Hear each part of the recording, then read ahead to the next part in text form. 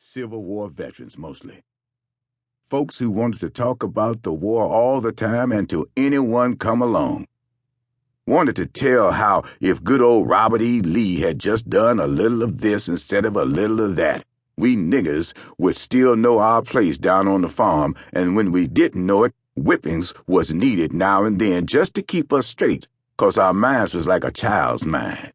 According to them, if left to ourselves, we would have been wandering around aimless, not knowing how to feed and clothe ourselves, and humping the livestock.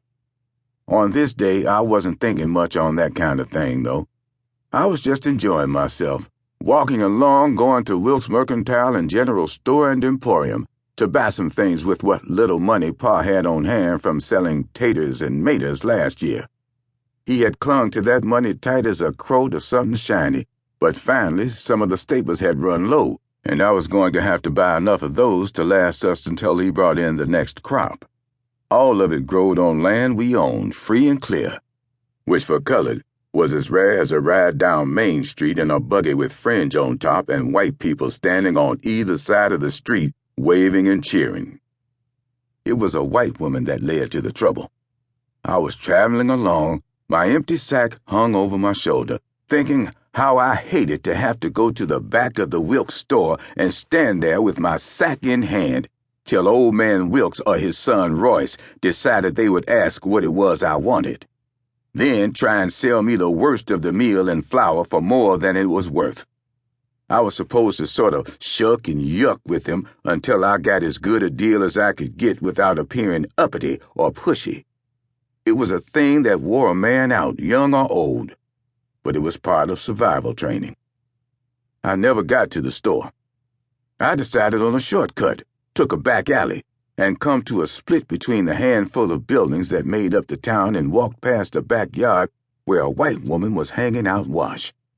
That house 5 years ago had sat on the edge of town, but now the town had grown out that way, and the house was tucked in among a livery and a barber shop. It wasn't much of a house, by the way. What real property there had once been was sold off after the war, and to hear the owner of that place, Mr. Sam Rugged, talk, you would have thought before the war it had been vast farmland and bountiful orchards, but it hadn't. It had been covered in brush and thistle. If Rugged had spent less time in the barn with a jug of moonshine, he could have grown something besides all them thistles and weeds. His take, however, was different. He decided loss of the war had thrown him and his family into decline, and to hear him tell it, which he did on a regular basis at the store toward which I was walking, air hole in his long johns had to do with Yankees and niggers. According to Rugged's way of thinking, I was a member of both groups, one by birth and the other by wishful thinking. He also had a reputation as a strange and angry man, right deadly if crossed.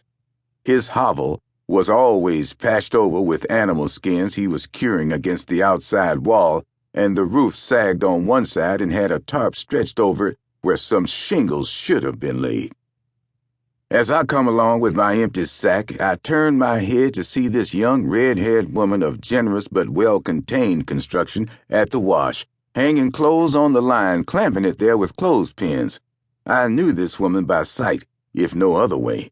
She was Rugged's third wife, one having died from working herself to death, a second having run off, and this one being the daughter of the woman who had run off. She was an attractive young lady from behind, but from the fore, with the way her face was narrow and her nose was long, she gave the appearance of the business end of a hatchet. That wasn't the end I was watching, however, and I will admit to a bit of true curiosity as to how that backside of hers was far more attractive than the front. But I wasn't about no mischief of any kind. I just turned my head and seen she was reaching into her basket, pressing some serious butt up against her thin gingham dress. It was in that brief and fateful moment that her husband, the aforementioned Sam Rugged, come out of the back door and seen me looking. Me having sight of what anyone that might have walked by could have seen just crawled up his ass like a wounded animal and died.